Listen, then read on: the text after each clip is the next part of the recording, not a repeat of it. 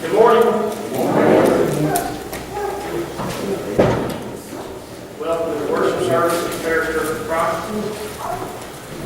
I love you. I'm glad that you are here. What are you thankful for?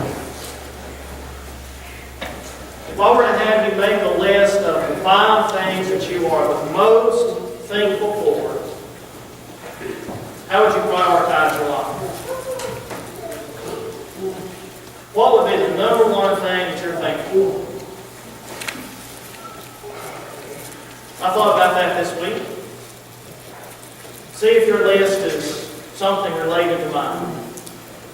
If I had nothing else in this life, I would be thankful for the blood of Christ. I would be thankful that I could call God Father. I'd be thankful that I had the promise of heaven. I would be thankful that, in fact, that is something that could not be taken away from me. The other things on my priority list can be taken away from me. But the saving benefits of the blood of Christ cannot be taken away. So I think clearly that would be priority number 1. Well, let us suppose that I had one other thing in my life. What would that one other thing be? For me, of course, it would be Rachel. If I had nothing else, I would want her companionship. Because whatever else life threw at me, I would have somebody who would help me get through. How about if you broaden your circle out just a little bit more?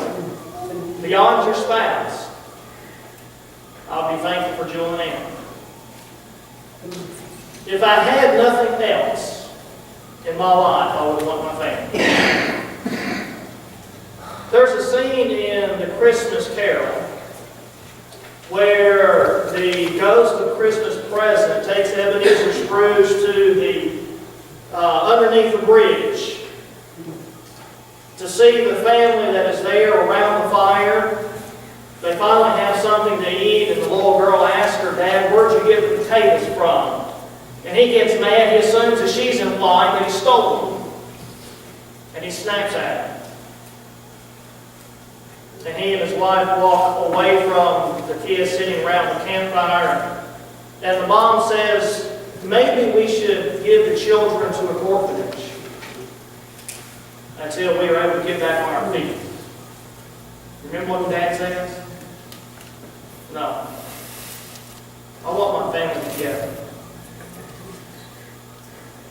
The top 3 things that I'm thankful for would be the blood of Christ and Rachel and Jill and Ann. But then if you broaden that out just a little bit further, what would you be thankful for? Now here for me it took a little bit deeper thought. What would I be thankful for beyond those 3? If I had nothing else to make it through life, what would I be thankful for? I'd be thankful for my skills. I'd be thankful for the talent that God has given me, because with the skills, with the knowledge I have, I can continue living. I can put the pieces of my life back together if that's what took things away from me. I would be thankful that I have something, skills and knowledge that I can use to continue building my life. And then number 5, at least on my list, what would I be most thankful for? If everything was taken away from me, what else would I want from God? I'd want my friends. Because if everything is taken away from you, it's your friends that step in and help out. Somebody said we need to thank God for our doors of opportunity and the friends who oil the hinges. What are you thankful for? In a 4th grade class, the teacher asked the students to write a little short 1-page essay on what they were thankful for. And this one little boy, the top of his list was, "I'm thankful for my glasses, because it keeps the boys from punching me and the girls from kissing me." What are you thankful for? What do you do when you are thankful?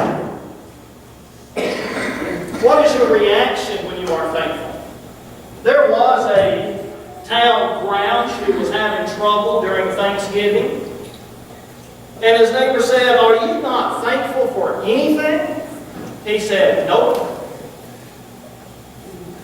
And his neighbor thought a minute, and he said, "Well, you ought to be thankful that God put your nose on right side up. Because if you put it on the other way around, when it rained, you'd drown, and when you sneezed, you'd blow your thankless head off." How do you respond when you're thankful? Look at Psalm 100. In the Pew Bible, it's page 500. In Psalm 100, the psalmist tells us what we need to do when we are thankful. And I want us to look at these 5 verses. There's so much compacted into these 5 verses. In fact, in these 5 verses, and you notice at the very beginning, this is called a psalm of thanksgiving. There are 7 commands in these 5 verses. Now you recognize 7 is a number that to the Jewish mind symbolized completion. The world was made in 7 days, and from that point on, 7 symbolized everything is all together. And now in this psalm, the psalmist gives us 7 commands. Here's what you need to do when you're thankful to God. The first thing he says in verse 1 is, make a joyful noise to the Lord.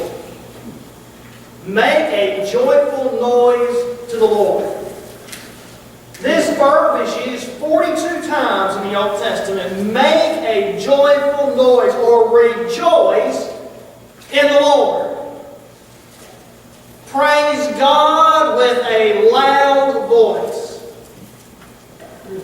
This is a verb that is used oftentimes as a war cry. And we picture men who are going in the battle and they are yelling as they go because it stirs up the emotions. And the psalmist here says, when you come into God's presence with thanksgiving, you make a joyful noise.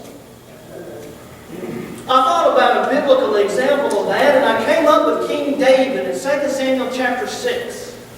The Ark of the Covenant had been left in the house of Obed-Edom for several months, and David was wanting to bring it into Jerusalem, his city, and to make Jerusalem not just the civic capital of his new nation, but also the religious, the spiritual focus of the nation. And so he wanted to bring the Ark of the Covenant into Jerusalem, and as he did so, and as it was being carried by the priest, David stopped over so often and offered sacrifices, but he was leaping and jumping and making a joyful noise to the Lord. The text says he was dancing, making a joyful noise to the Lord. I don't know exactly beyond that what David was doing. Whatever it was he was doing, his wife Michal, who was the old King Saul's daughter, despised David for his behavior. But he was making a joyful noise because he was bringing the Ark of the Covenant, the presence of God, into his capital city. Now we can bring dancing into worship in the New Testament times. There are some things God tolerated in the Old Testament that we can't do in the New Testament. But the idea of coming into worship and making a joyful noise to the Lord ought to be one of our reactions and thankfulness to God. Shout to God with rejoicing. And in just a moment, the psalmist is going to tell us why we need to rejoice in the Lord. The second command we have here in Psalms 100 is serve. Make a joyful noise to the Lord. First of all, before we get to serve, notice at the end of verse 1 that the psalmist broadens this call to worship beyond just Israel. Make a joyful noise to the Lord, all the earth, all of the nations. That's quite some call, especially coming out of the Jew in the Old Testament, who most of them believed that the Gentiles could not be saved and they could not have a relationship with God. But here he calls everybody, come to rejoice greatly in the Lord. And so then in verse 2, the second command in this psalm is serve the Lord with gladness. How do you show God your you're thankful. You serve. God, I am thankful for the blood of Christ and my spouse and my children and my skills and my friends. I am thankful. Serve God.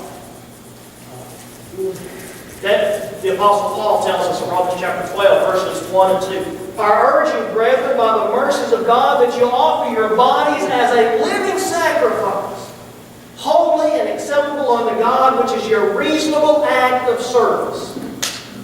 Be not conformed to this world, but be ye transformed by the renewing of your mind, that you may prove what is that good and acceptable and perfect will of God. Serve God. And serve God with gladness. But what am I supposed to do? Whatever it is God has created you to do. But you serve Him with gladness. The third command in this passage is come before Him with joyful singing. Come before Him. Come into God's presence. Now that's really going to be the emphasis in verses 4 and 5, particularly verse 4. That is, come into God's presence. Come worship God. I am thankful that this morning Brother Cecil led the song, Come, Let Us Adore Him. What is that song? That song is a call to worship.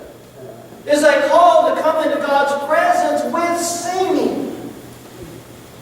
The verb singing is used a number of times in the Old Testament, and it shows us that the primary attitude with which the Israelites worshiped God in the Old Testament was with joy. They were thankful that they had this special relationship with God, and this relationship with God led to blessings. And so the psalmist says, come before Him with singing.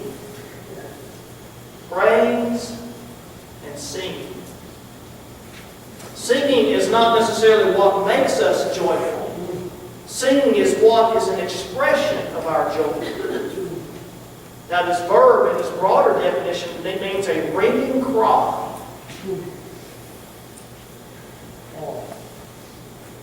If sometimes you say to yourself, I think our singing could be better, ask yourself, am I singing with thankfulness and gladness in my heart to God? Before we point our finger at somebody else and say, well, they need to do a better job whatever it is they're doing, let's ask ourselves, am I singing with gladness and thankfulness to God? The next command that the psalmist gives us here is at the beginning of verse 3. This command is know. The psalmist says, know that the Lord Himself is God. And He has made us, and not we ourselves. We are His people and the sheep of His pasture. When they come into worship, the psalmist says, no. This is, I said there's 7 commands in this psalm. This is the 4th command, which puts them right in the middle. This is the middle command. No. You see, we can't do better until we know better. And so the psalmist says you need to remember in your mind who God is. Know that the Lord, He is God. Now, this is one of the most impressive statements in all the Bible, because in verse 1, He has just called all of the nations of the world, all of those pagans, to come worship God. And now He says, the Jehovah God, He is the Lord. What's He saying? All of those idols that you worship, they're not gods. They're not real. Jehovah is God. He's the Lord. So in our 21st century America, we need to remind ourselves relative to the gods sometimes that we set, the idols sometimes that we set up in our hearts. And the Apostle Paul says in Colossians 3 and verse 5 that covetousness or greed is